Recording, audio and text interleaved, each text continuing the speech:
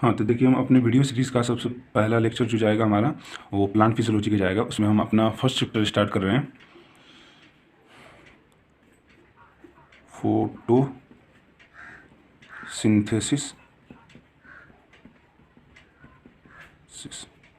In higher plant. ठीक है, हम बस हेडिंग दे दिए एक छोटा सा, आप पूरा चैप्टर का नाम लिख लीजिएगा कि लिखना हो तो। अब देखिए इसमें हम सिर्फ वही पॉइंट लिखेंगे जो आपको रिमेंबर रखने हमेशा के लिए हमेशा।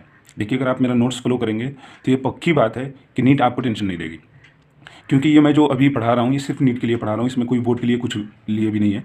ये अभी जो बच्चे 3 महीने बाद जो एग्ज़ाम देने वाले हैं नीट के, उनके लिए एकदम बेस्ट है ये। ठीक है, और जो 11-12 की तैयारी करते हैं उन्हें भी यही पढ़ना है, एक्जैक्टली यही पढ़ना है, क्योंकि नीट का सिलेबस एकदम सेम है जो 11-12 का है। ठीक है, तो 11-12 वाले को भी यही पढ़ना है अगर वो नीट की तैयारी कर रहे हैं तो चलिए अब शुरू करते हैं जल्दी से। जो मैं पॉइंट लिखा रहा हूँ वो एकदम एग्जैक्ट है, वो चुना हुआ पॉइंट है, वही आपको पढ़ने हैं। चाहे आप मेरे इस सारे पॉइंट को पढ़ने के बाद आप एक बार एनसीईआरटी पढ़ के देख लेना, और इसमें मैं कुछ एनसीईआरटी से बाहर का भी 10% 15% डालूंगा, क्योंकि नीट थोड़ा बाहर तक जाता है। प्लांट फिजियोलॉजी जो है वो एक्जैक्टली कभी कभी एनसीईआरटी से नहीं पूछा जाता। तो जब आप मेरा ये नोट को पढ़ेंगे तो एकदम आपका जो कंसेप्ट है वो एकदम क्लियर हो जाएगा, फिर आपको कभी टेंशन नहीं होगा नीट के लिए। तो चलिए अभी हम देखेंगे कि what is photosynthesis.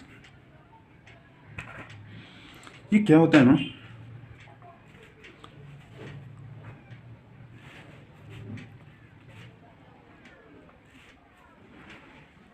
Synthesis of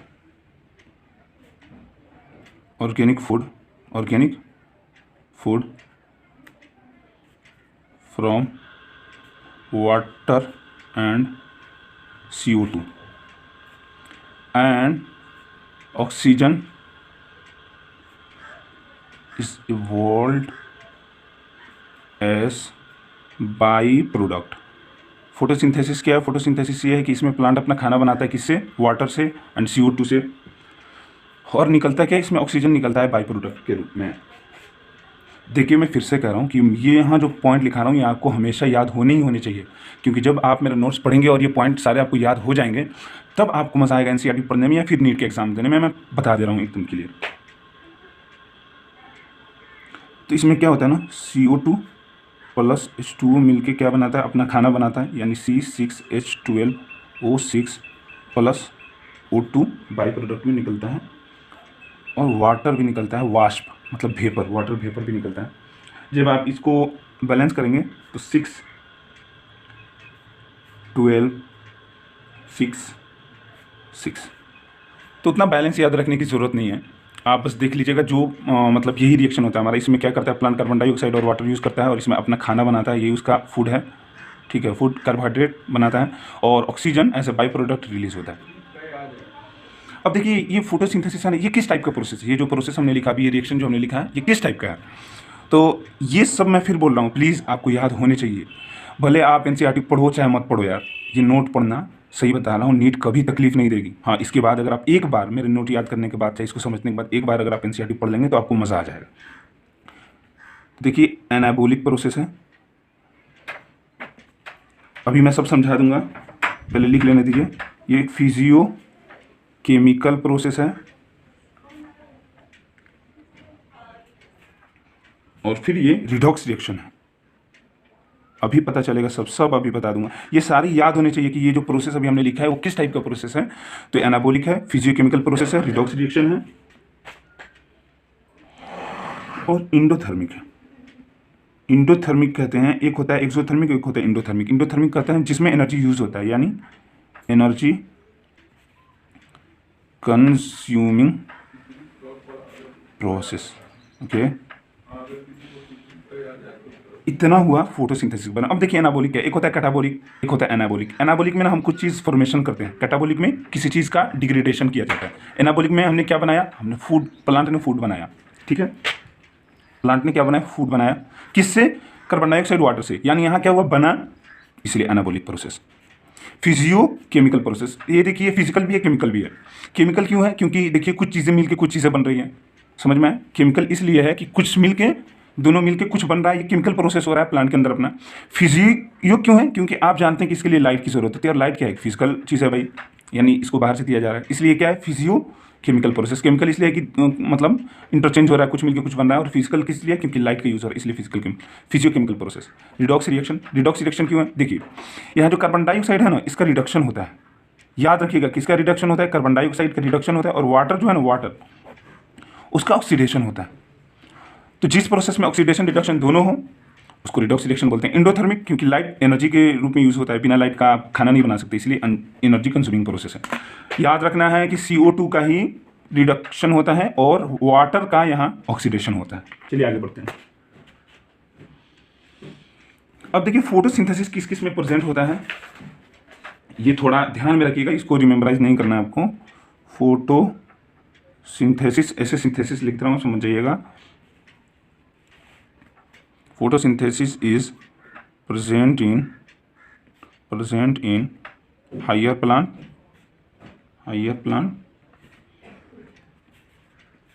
algae, cyanobacteria, कुछ प्रोटिस्ट में होते हैं, few protist, and in some bacteria also. ये याद रखने हैं आपको एकदम, ये बहुत ज़बरदस्त पॉइंट है, क्योंकि देखिए ये बिल्कुल पॉइंट नहीं पूछा जाता, पर जब नीट में पूछा जाएगा ना तो पूछा जाएगा फोटोसिंथेसिस में प्रेजेंट होता है, प्लांट, अलगी, साइनोबैक्टीरिया, फलाना ढिकाना, तो आप उसी में कंफ्यूज हो जाते हैं। तरीके फोटोसिंथेसिस तो हमने पढ़ा, पर ये नहीं पढ़ा कि किस किस में प्रेजेंट होता है। ये एकदम याद रखने हैं, इसमें जो पॉइंट लिखा जाए वो एकदम एग्जैक्ट पॉइंट है जो आपको याद रखने हैं। याद रखना मतलब बार बार रिवाइजन करना है, क्योंकि पूछा इसी में से जाएगा, ये कन्फर्म है एकदम। अब देखिए इसका डिस्कवरी जो हुआ था ना, first discovered in blue green अलगी, ये ब्लू ग्रीन अलगी में पहली बार खोजा गया था। और ये देखिए एक और इंपॉर्टेंट पॉइंट आ गया, साइट ऑफ फोटोसिंथेसिस। आप जानते हैं कि हर एक प्लांट के पास, यानी जो हर प्लांट के पास क्या होता है, क्लोरोप्लास्ट होता है। तो आप देखिए पहले कि क्लोरोप्लास्ट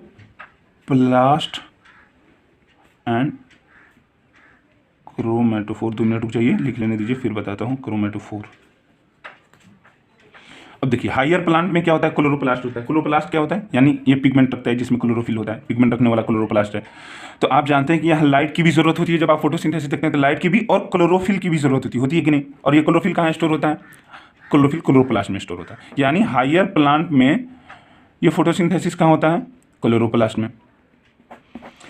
लेकिन मान लीजिए बैक्टीरिया है, हाँ ये क्लोरोप्लास्ट क्या है, एक सेल ऑर्गेनेल है। क्या है, सेल ऑर्गेनेल। जब आप सेल देखेंगे, चलिए थोड़ा सा ओवरव्यू दे देता हूँ। सेल देखेंगे तो इसमें क्या होता है, माइटोकॉन्ड्रिया होता है, क्या बोलते हैं, एंडोप्लाज्मिक रेटिकुलम होता है, राइबोसोम होता है, ठीक है, लाइसोसोम होता है, क्लोरोप्लास्ट होता है। पर आप देखिए क्या बैक्टीरिया में कभी ये सब सारे सेल ऑर्गेनेल पाए जाते हैं? कभी नहीं। ये सिर्फ यूकैरियोट्स में पाए जाते हैं, प्रोकैरियोट्स में नहीं। 1 मिनट रुक जाइए, अभी फिर बताता हूँ। बैक्टीरिया में जो होता है ना, क्रोमेटोफोर में होता है। तो मैं बता रहा था कि ये सारे जो होते हैं, क्लोरोप्लास्ट, लाइसोसोम, माइटोकॉन्ड्रिया, ये सब किसमें होते हैं, यूकैरियोट्स में। और प्लांट क्या है, एक यूकैरियोट है, इसलिए इसके पास तो क्लोरोप्लास्ट है जो पिगमेंट रखता है, इसलिए इस हायर प्लांट में क्लोरोप्लास्ट में होता है आपका फोटोसिंथेसिस। लेकिन बैक्टीरिया में तो क्लोरोप्लास्ट, माइटोकॉन्ड्रिया ये सब पाया ही नहीं जाता। तो इसमें जो यहाँ अभी हमने बताया कि सम बैक्टीरिया में फोटोसिंथेसिस होता है। तो फिर वो कैसे करते हैं, उनके पास तो क्लोरोप्लास्ट होता नहीं, तो वो पिगमेंट कहाँ स्टोर करते हैं, तो वो पिगमेंट अपना एक क्रोमेटोफोर में स्टोर करते हैं। तो क्रोमेटोफोर में अगर उनका पिगमेंट स्टोर होता है तो बैक्टीरिया में फिर क्रोमेटोफोर में फोटोसिंथेसिस होता है। क्लियर, ये बात आप समझ लीजिएगा, बहुत ज़बरदस्त पॉइंट है एकदम। अब बात आ गई क्लोरोप्लास्ट की, तो आप कुछ VVI पॉइंट जान लीजिए, ये मतलब थोड़ा एक्स्ट्रा है और ये इंपॉर्टेंट है कि जब हाई लाइट इंटेंसिटी होता है ना, इन हाई लाइट इंटेंसिटी, क्लोरोप्लास्ट की बात पे मैं बात कर रहा हूँ,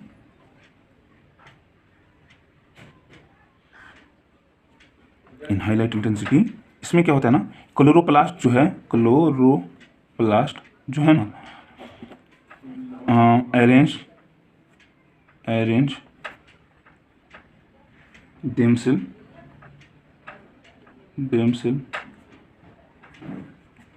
parallel to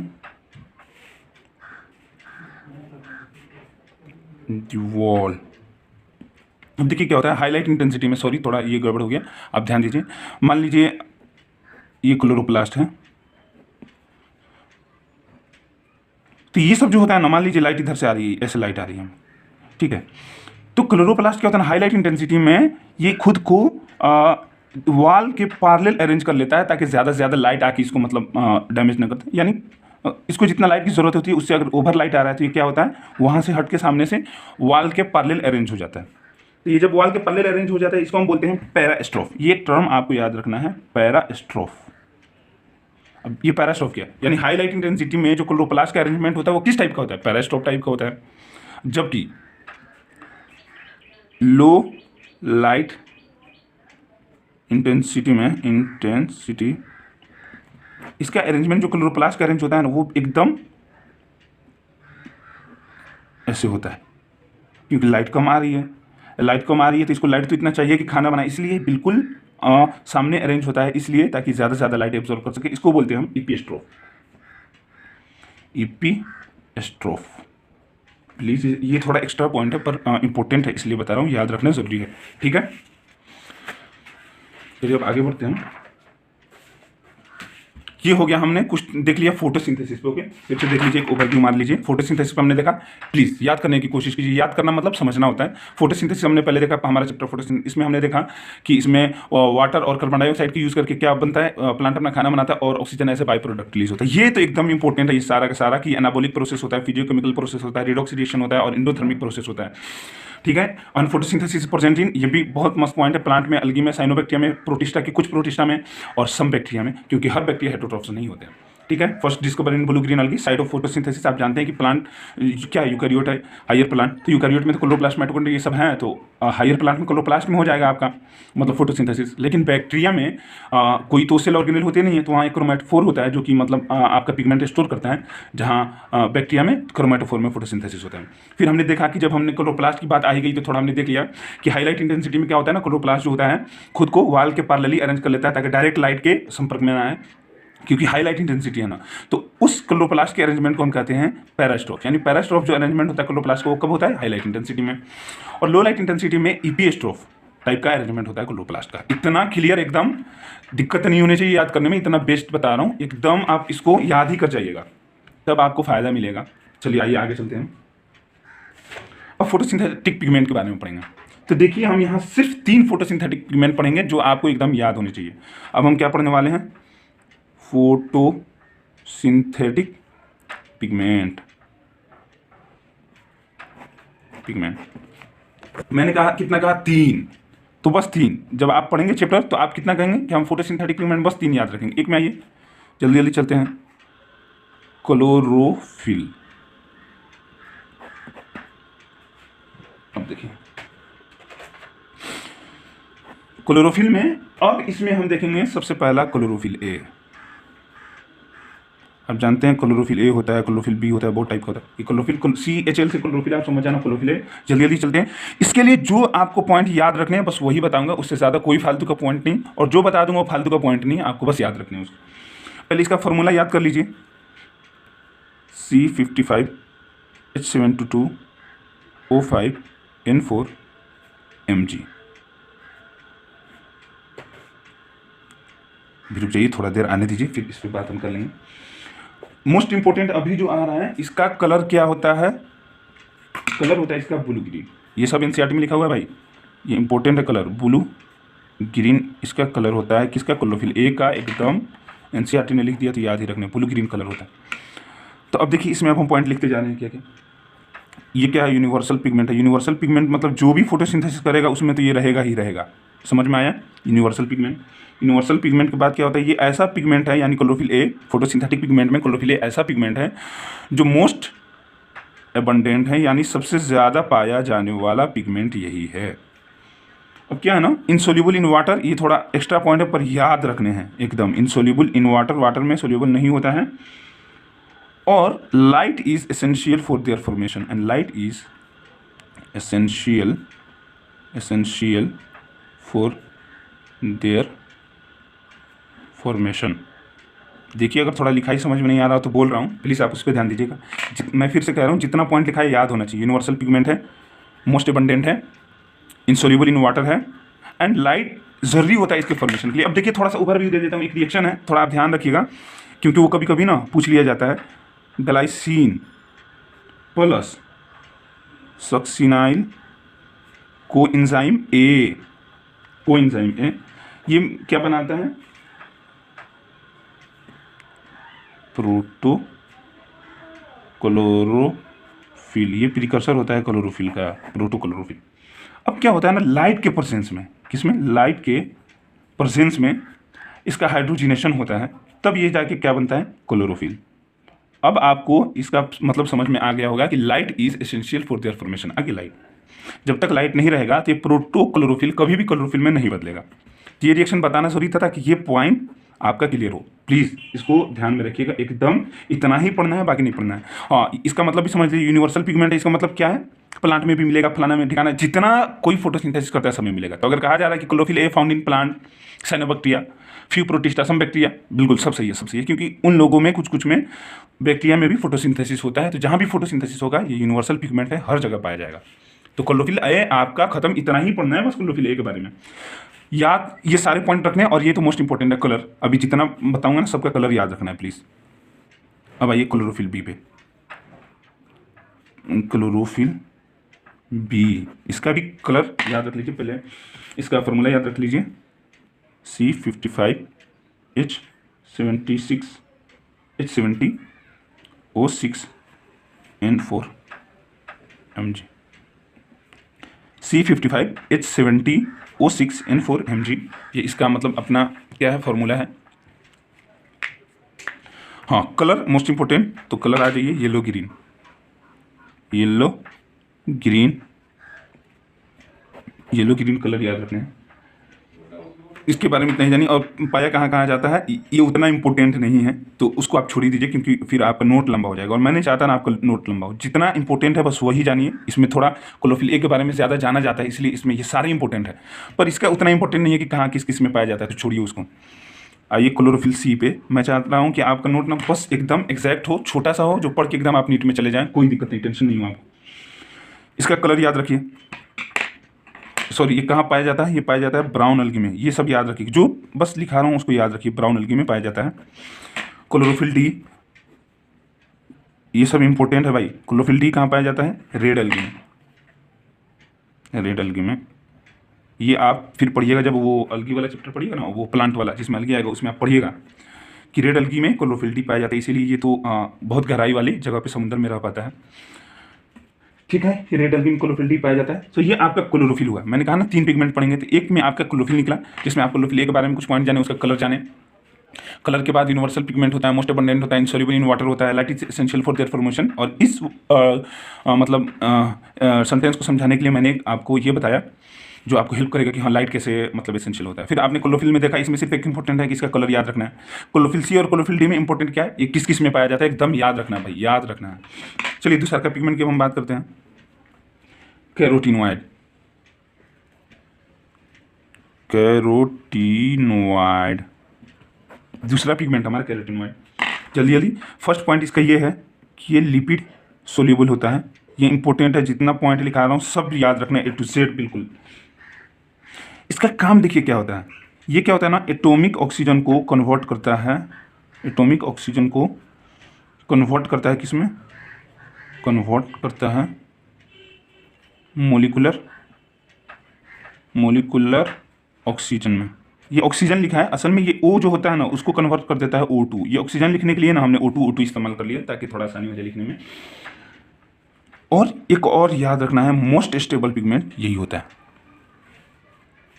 most stable pigment यही होता है। ये 3 चीज़ें आपको याद रखना है। लिपिड सोल्यूबल होता है, लिपिड सोल्यूबल के बाद ये एटॉमिक ऑक्सीजन O को O2 में कन्वर्ट करता है, मोलिकुलर ऑक्सीजन में, मोस्ट स्टेबल पिगमेंट होता है। अब ये देखिए कैरोटीनोइड जो हम नाम बोलते हैं ना, इसमें असल में आप देखेंगे तो 2 पिगमेंट होते हैं। कैरोटीनोइड जो बना होता है, इसमें 2 होते हैं, कैरोटीन एंड ज़ेंथोफिल। एक होता है कैरोटीन और एक होता है ज़ेंथोफिल। देखिए इंपॉर्टेंट है तब बता रहा हूँ, ऐसा मत कहिएगा एनसीईआरटी में नहीं, यहाँ नहीं है, वहाँ नहीं है, अरे सब जगह है, बस पढ़ने का फेरा है। ज़्यादा बहाना बनाइएगा तो अटके रह जाइएगा, हम बता दे रहे हैं। कैरोटीन जो होता है इसका याद रखना है बस कलर, ये ऑरेंज होता है, एनसीईआरटी में भी शायद दिया हुआ है। ऑरेंज के बाद इसका कलर होता है येलो। तो देखिए आपके पास 4 पॉइंट हो गए। एक तो लिपिड सोल्यूबल होता है, एटॉमिक ऑक्सीजन को मोलिकुलर ऑक्सीजन में कन्वर्ट करता है, मोस्ट स्टेबल पिगमेंट होता है, ठीक है। और ये कैरोटीनॉइड में दो होते हैं, कैरोटीन एंड सिंथोफिल से मिलकर कैरोटीनॉइड बना होता है, एक का कलर ऑरेंज होता है और एक का कलर येलो होता है। अब तीसरा का आपका पिगमेंट है फाइकोबिलिन्स, इसी में हम हटा दे रहे हैं। तीसरा का पिगमेंट है फाइकोबिलिन।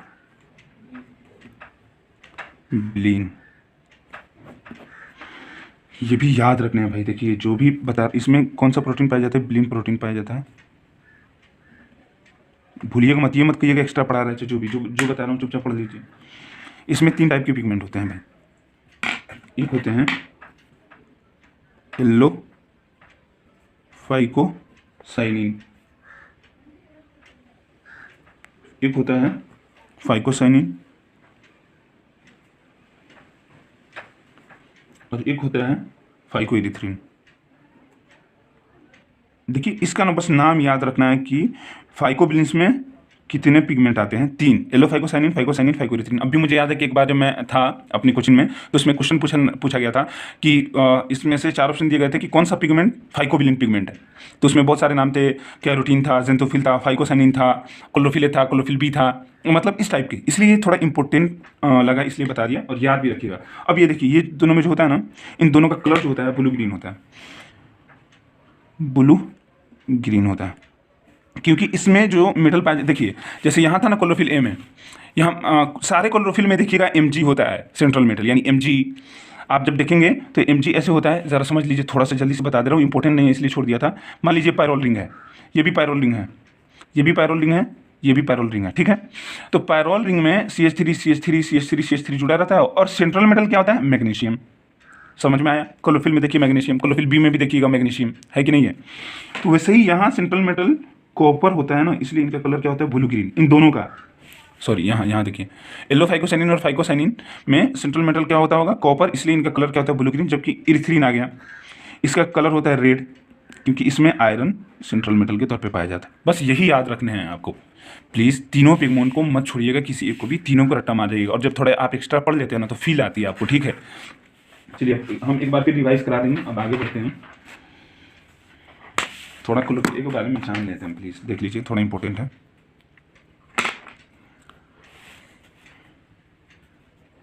क्लोरोफिल ए जो होता है ना, ये क्या होता है, टेट्रापाइरोल रिंग, जो अभी मैंने बताया, टेट्रापाइरोल रिंग। देखिए बताया तो सही है यार, टेट्रापाइरोल रिंग। अभी तो बताया कि ये मैग्नीशियम होता है और पाइरोल रिंग जुड़ा होता है, ये पाइरोल रिंग, ये पाइरोल रिंग, ये पाइरोल रिंग और ये पाइरोल रिंग। बना नहीं रहा हूँ क्योंकि ज़्यादा लंबा हो जाएगा वीडियो। तो 4 पाइरोल रिंग होते हैं, मान लो 1 2 3 4, और सब पे क्या जुड़ा होता है, CH3, सेकेंड कार्बन पे CH3, यहाँ भी जुड़ा होता है CH3 पाइरोल रिंग पे, और यहाँ भी मान लो सेकेंड कार्बन पे जुड़ा होता है CH3। तो टेट्रापाइरोल रिंग है, यानी 4 पाइरोल रिंग पाए जाते हैं, 1 2 3 4, ये सब थोड़ा थोड़ा याद रख लीजिए। और देखिए एक और मोस्ट इंपॉर्टेंट पॉइंट आ रहा है, when CH3 group is replaced by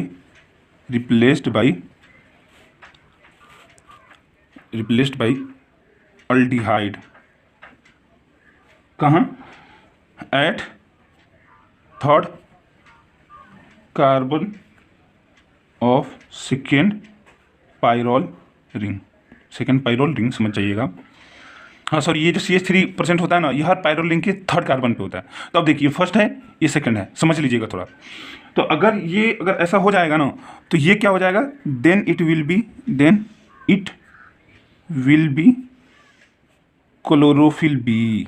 ये इंपॉर्टेंट है कि देखिए सब पाइरोल रिंग के थर्ड कार्बन पे CH3 प्रेजेंट है, ठीक है। तो और बीच में अगर सेंट्रल मेटल मैग्नीशियम है तो क्या है, ये क्लोरोफिल ए है। पर अगर सेकेंड पाइरोल रिंग के थर्ड कार्बन पे जो CH3 ग्रुप है, अगर उसको रिप्लेस कर दिया जाए अल्डिहाइड से, यानी CH3 हटा के अगर अल्डिहाइड लगा दिया जाए, तो यही सारा क्या बन जाएगा, क्लोरोफिल बी। बस इतना ही समझाना चाह रहा हूँ, हो गया। अब देखिए एक और अच्छा पॉइंट आ रहा है, अगर magnesium is replaced by iron, then it will be cytochrome. अब देखिए ये सारा सेम टू सेम है, यानी अगर मैग्नीशियम है ये तो क्लोरोफिल है, अगर यही हम क्या रख दें आयरन, तो क्या हो जाएगा ये साइटोक्रोम। ये देखिए कितना अच्छा पॉइंट है, समझने वाला भी है और थोड़ा इंपॉर्टेंट भी है कि अगर मैग्नीशियम की जगह पे अगर सिर्फ आयरन रख दें रिप्लेस करके तो ये क्लोरोफिल ए से क्या हो जाएगा, साइटोक्रोम हो जाएगा। ये थोड़ा इंपॉर्टेंट था, इसलिए जानना जरूरी है, ये भी याद रखना है आपको। अब हम पढ़ेंगे थोड़ा आगे बढ़ेंगे। अब हम साइंटिस्ट के बारे में पढ़ेंगे थोड़ा, साइंटिस्ट एंड देयर एक्सपेरिमेंट। ये सब इंपॉर्टेंट है भाई। देखिए जैसे हमने जब क्लोरोफिल पढ़ा था, जब हमने पिगमेंट पढ़ा था तो याद करने का तरीका देखिए कि 3 ही पिगमेंट आपको पढ़ना है, ऐसे उंगली पे याद रखना है। पहला क्लोरोफिल, दूसरा का कैरोटीनॉइड, तीसरा का फाइकोबिलिन। आपको क्लोरोफिल में अब आ जाएगा chlorophyll A, chlorophyll B, chlorophyll C, chlorophyll D, ठीक है। कैरोटीनॉइड में ये जो 4-4, 5-5 पॉइंट है ये सब याद रखना है। ऐसे ही जब आपको पता होता है ना कितना पॉइंट पढ़ना है तो मजा आता है याद करने में, ठीक है। तो वैसे ही अब मैं बता रहा हूँ कि साइंटिस्ट एंड देयर एक्सपेरिमेंट में आपको 1 मिनट रुकिए, 9 पढ़ने हैं। कितने पढ़ने हैं? 9 एकदम साफ यहाँ लिख लीजिए। और 9 जब तक याद नहीं हो आगे मत बढ़िएगा। ये मेरा भाई देखिए पढ़ाने का तरीका है, आप ऐसे ही पढ़ना है तो पढ़िए, क्योंकि जब आप ऐसे पढ़िएगा तो आपको देखिएगा आपको बहुत मजा आएगा। बताइए हाँ, साइंटिस्ट एंड देयर एक्सपेरिमेंट अब हम पढ़ने जा रहे हैं। ये सब दिया हुआ है एनसीईआरटी में, कुछ एक्स्ट्रा हम तो पहले ही बोल दिए हम पढ़ाएंगे। पहला देखिए 9 पॉइंट में से पहला हम पढ़ने जा रहे हैं मोल्स। मोल्स का कौन सा experiment? Half leaf experiment. Moles का हाफ लीफ एक्सपेरिमेंट। मोल्स का हाफ लीफ एक्सपेरिमेंट। इसमें मोल ने क्या किया ना, देखिए एक प्लांट है, दिख रहा है कि नहीं यार, सॉरी। पहला याद रखिएगा मोल्स हाफ लीफ एक्सपेरिमेंट, नाम भी याद रखना है। इसमें क्या किया ना मोल ने, क्या दर्शाना चाहा वो देखिए। पहले मान लीजिए पत्ती है, तो इस पत्ती को उसने एक बीकर में डुबा दिया जिसमें क्या परसेंट था, KOH। इसमें क्या था हमारा, इसमें परसेंट था KOH। ये मोल जो किया वो बता रहा हूँ, ठीक है। ये पत्ती था, आधा उसने डुबाया और आधा बाहर छोड़ दिया।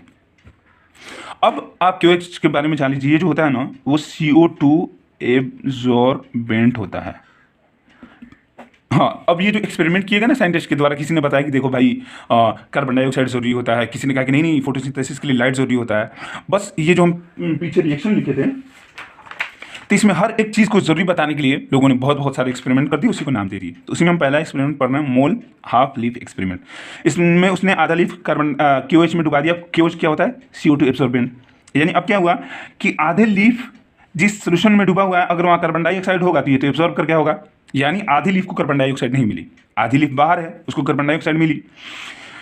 तो जब उसने अब आगे चल के देखा ना, स्टार्च टेस्ट किया कि खाना बना है कि नहीं, तो देखा कि ये जो अपर हाफ वाला लीफ था ना वो स्टार्च टेस्ट पॉजिटिव दिया। यानी स्टार्च टेस्ट जो था ना वो पॉजिटिव आया। किसके साथ स्टार्च टेस्ट किया जाता है, आयोडीन के साथ।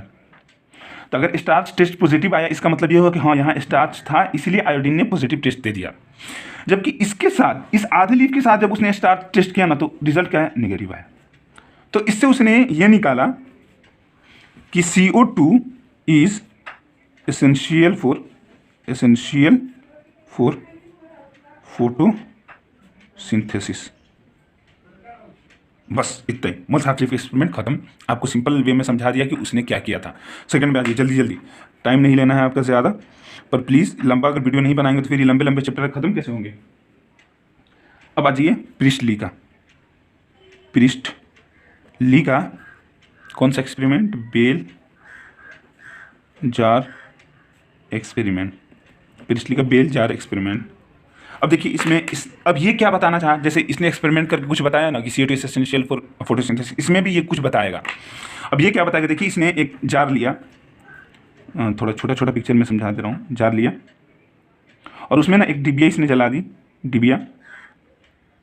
दी, और इसमें एक चूहे को रख दिया।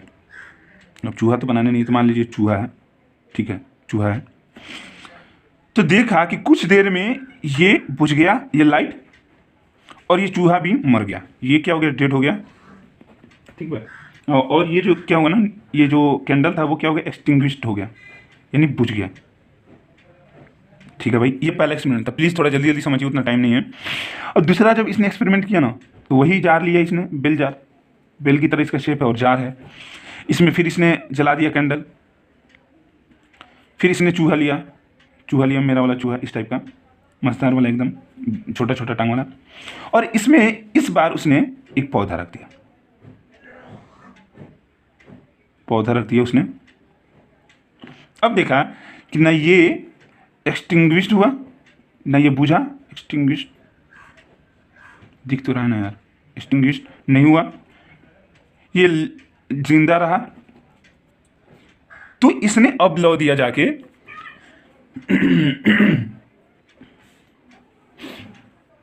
कि एयर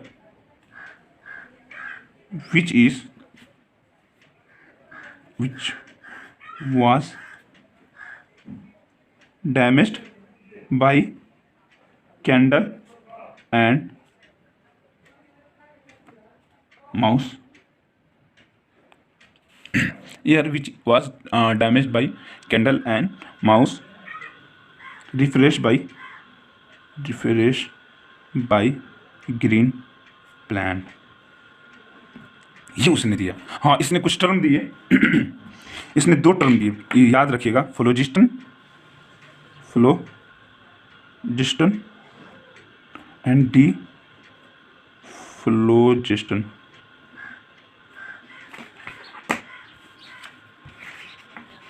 फ्लोजिस्टन इसने टर्म दिया बैड एयर के लिए।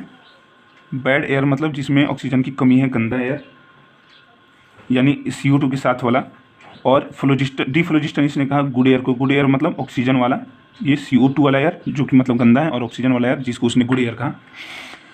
बस इतना ही, प्रिस्लीज बेलजार एक्सपेरिमेंट में आपको इतना ही पढ़ना है। अब देखिए क्या हुआ, अब जब भी प्लांट चलता है और ये चूहा भी सांस ले रहा था, और ये जल जल के कार्बन डाइऑक्साइड देकर भी इन्वायरमेंट के गंदा कर रहा था। जो ऑक्सीजन था ये सांस ले लिया, और ये बदले में क्या कर रहा है, जल जल के कार्बन डाइऑक्साइड छोड़ रहा है। तो यहाँ ये सारा बैड एयर हो गया, तो मर गया। यहाँ भी ये दोनों बैड तो कर रहा है एयर को, पर एक ग्रीन प्लांट रख दिया गया जो फोटोसिंथेसिस से ये मतलब फिर ऑक्सीजन इवॉल्व कर रहा है बाई प्रोडक्ट के रूप में। तो यहाँ दोनों जिंदा है। इसीलिए इसने कहा कि air which was damaged by the candle and the mouse was refreshed by the green plant. ठीक है, तो इसने 2 टर्म दिया, फ्लोजिस्टन फ्लोजिस्टन बैड एयर के लिए एंड डिफ्लोजिस्टन गुड एयर के लिए। इतना इसमें जानना है।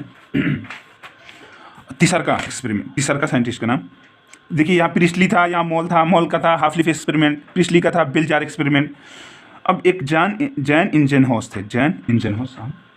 देखिए इतना ही याद रखना है, इससे ज़्यादा याद नहीं रखना है कि किसमें किसने क्या कहा, बस यही याद रखना है जो मैं बता रहा हूँ, बस उतना ही याद रखिएगा, एकदम मज़ा आ जाएगा आपको। जैन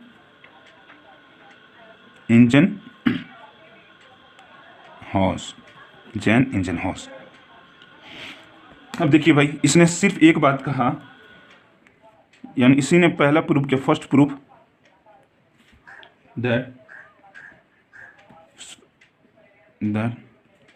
ग्रीन पार्ट ऑफ, दिख रहा है ना यार, sorry, green part of plant is green part of plant and light is essential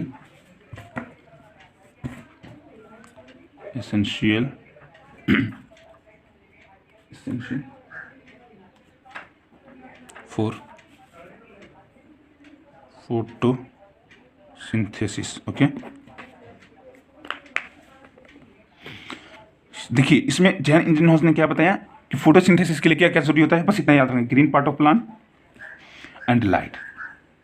अब इसने ये क्या किया, इसने क्या किया ना, ये प्रिस्ली का ही एक्सपेरिमेंट, बेलजार एक्सपेरिमेंट को इसने by putting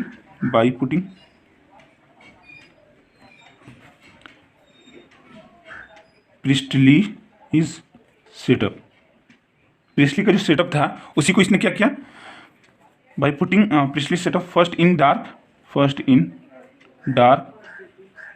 and then in light. पहले इसने क्या किया, प्रिस्ली का जो एक्सपेरिमेंट था उसको पहले डार्क में रख के देखा कि क्या होगा।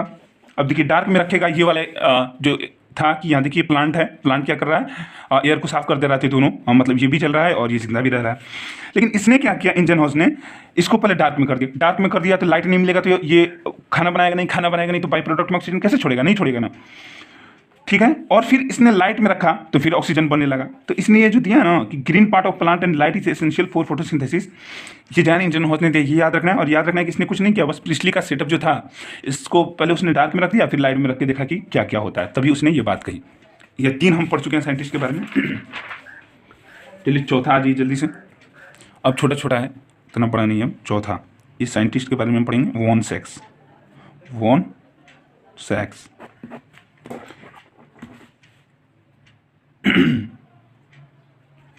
इसने पहली बार प्रूव किया, फर्स्ट प्रूफ। देखिए भाई सॉरी थोड़ा दिक्कत हो जा रहा है, दिख नहीं रहा होगा आपको अच्छे से, पर कोई बात नहीं, फर्स्ट टाइम है ना इसलिए। फर्स्ट प्रूफ कि स्टार्च जो होता है ना, स्टार्च वो फोटोसिंथेटिक प्रोडक्ट है। स्टार्च क्या है? सिंथेटिक प्रोडक्ट है। यानी इसका क्या मतलब हुआ कि स्टार्च जो है फोटोसिंथेटिक प्रोडक्ट है? इसका मतलब ये हुआ कि जो प्लांट जो खाना बनाता है ना, वो क्या बनाता है? स्टार्च। यानी स्टार्च ही प्लांट का क्या है? खाना है। समझ में आया? फर्स्ट प्रूफ इसी ने पहली बार क्या प्रूफ किया कि स्टार्च जो है वो फोटोसिंथेटिक प्रोडक्ट है। यानी फोटोसिंथेसिस जो प्रोसेस होता है उसमें जो प्रोडक्ट बनता है वो क्या बनता है? स्टार्च। इसका मतलब ये कहने का इसका मतलब था ये कि स्टार्च ही खाना बनाता है प्लांट। ठीक है, बस इतना ही। पाँचवें पे आइए। जितना बता रहा हूँ उतना ही याद रखना है भाई मेरे, नहीं याद रखोगे तो पछताओगे। मैं क्या करूँ, बोल ही तो सकता हूँ। वॉन नील, ये थोड़ा इंपॉर्टेंट है। देखिए जितना बताऊंगा ना वो सब इंपॉर्टेंट रहेगा। Prove that bacteria used H2S in place of H2O. In place of bacteria used H2S in place of H2O. Hence do not produce oxygen. अब देखिए ये थोड़ा इंपॉर्टेंट है, बहुत इंपॉर्टेंट है, थोड़ा समझना है। इसने कहा कि बैक्टीरिया जो होता है ना क्या यूज़ करता है? H2S। इसलिए ये ऑक्सीजन इवॉल्व नहीं करता है, जबकि और जो ग्रीन पार्ट ऑफ प्लांट हैं चाहे हायर प्लांट है जो भी हैं वो क्या यूज़ करते हैं? H2O। इसलिए ये ऑक्सीजन इवॉल्व करते हैं। यानी इसके कहने का मतलब आप समझिए कि ये कहना चाहता था कि ऑक्सीजन जो है ना ये किससे निकलता है? वाटर से। समझे आप? ये देखिए ये इस जुमले में कह रहा है, इस वाक्य में अपनी बात साबित करना चाह रहा है, पर ये कहना क्या चाह रहा है कि ऑक्सीजन जो है ना वाटर से ही निकलता है। इसलिए इसने एग्जांपल दिया कि आखिर बैक्टीरिया जब खाना बनाता है तो उसमें ऑक्सीजन क्यों नहीं निकलता? क्योंकि वो H2S यूज़ करता है। जबकि कोई भी हायर प्लांट या जो भी फोटोसिंथेसिस होता है उसमें ऑक्सीजन निकलता है क्योंकि ये वाटर यूज़ करते हैं। Prove that bacteria use H2S in place of water hence do not produce oxygen. इनके कहने का मतलब ये था कि ऑक्सीजन जो निकलता है वाटर से निकलता है। प्लीज़ ये लाइन भी याद रखना है और ये बात भी याद रखना है जो ये बंदा समझाना चाह रहा था। 5 हो गया। छठा, अब इसी को थोड़ा अच्छे से समझाया किसने? एक था रूबेन, 3 आदमी थे, रूबेन, कामेन एंड हाशिद। ये अच्छा है, इसको भी याद रखना है क्योंकि जो बता रहा हूँ आपको तो याद ही रखने हैं। इसने ये तो बंदा बस बात बोला एक तो, इसने एक्सपेरिमेंटली प्रूव कर दिया। एक्सपेरिमेंटली प्रूफ दैट ऑक्सीजन जो होता है evolve from water not from CO2, not from CO2। इसने कौन सा टेक्निक इस्तेमाल किया इसको मतलब एक्सपेरिमेंट करने के लिए? O18 isotope, O18 isotope of oxygen इसने यूज़ किया और ये बता दिया कि ऑक्सीजन जो इवॉल्व होता है वाटर से, CO2 से नहीं। अब देखिए क्या किया इसने। अब देखिए जो ऑक्सीजन होता है ना उसका एटॉमिक नंबर 8 होता है और इसका एटॉमिक मास 16 होता है। तो अब देखिए इसने क्या किया, H2O पहले हम रिएक्शन ही लिख देते हैं। CO2 मिलके क्या बनाया हमारा? C6H12O6 प्लस O2 प्लस, हटाइए ये तो बाई प्रोडक्ट वाटर वेपर में निकलता है इतना। ये देखिए यही हमारा फोटोसिंथेसिस है ना। तो इसने जो ऑक्सीजन लिया ना वाटर वाला उसको आइसोटोप वाला लिया। कौन? 18 वाला। जबकि सिंपल कार्बन डाइऑक्साइड में जो ऑक्सीजन है वो क्या होगा? 16 होगा, क्योंकि आइसोटोप लिया किस में? वाटर में लिया। O18 आइसोटोप ऑफ ऑक्सीजन किस में ले लिया उसने? वाटर में। और CO2 में जो ऑक्सीजन है वो नॉर्मल, उसको लिखने की जरूरत नहीं है क्योंकि उसका 16 होता है, सबको पता। तो अब देखा गया ना कि इसमें जो ऑक्सीजन आया वो नॉर्मल वाला था, जबकि यहाँ जो ऑक्सीजन आया ना वो 18 वाला था। तो अब देखिए साबित हो गया कि नहीं कि 18 वाला किस में था? वाटर में, और 18 वाला बाहर आया। तो रूबेन, कामेन एंड हाशिद ने O18 आइसोटोप ऑफ ऑक्सीजन का यूज़ करके ये बता दिया कि ऑक्सीजन जो आता है वाटर से आता है, नॉट फ्रॉम CO2। अब रहने देते हैं, वीडियो बहुत लंबा हो गया, इतना ही रहने देते हैं आज। और फिर अगला वीडियो जब आएगा तो उसमें हम और इससे आगे देखेंगे। अभी हमने 9 में से साइंटिस्ट में से अभी 6 का ही पढ़ा है, 7, 8, 9 बाकी है। वीडियो बहुत लंबा हो गया है आज, तो इतना ही रहने देते। इतना आप लोग नोट बना के एकदम रट्टा मारिए जब तक मेरा अगला वीडियो नहीं जाएगा। मैं कोशिश करूँगा हर दिन मेरा एक वीडियो जाए, तो इसीलिए आप हर दिन पढ़िए, क्योंकि अब टाइम नहीं है नीट में। और जो बच्चे 11वीं 12वीं की तैयारी कर रहे हैं वो मज़े से पढ़े इसको। अरे ये उनको अच्छा फील होगा जब ये पढ़ेंगे, क्योंकि 90% बच्चे ऐसे होते हैं जब वो नए नए 11वीं 12वीं में जाते हैं तो उन्हें समझ में नहीं आता है क्या पढ़ना है, क्या पढ़ना है, नीट के लिए क्या पढ़ना है। अरे यही पढ़ना है जो पढ़ा रहा हूँ, बस आराम से इसको पढ़िए और टेंशन फ्री रहिए बायो को छोड़ के। मेरे से अगर आप बायो पढ़ लिए ना तो 330 प्लस तो ठीक ही जाएगा, आप देख लीजिएगा।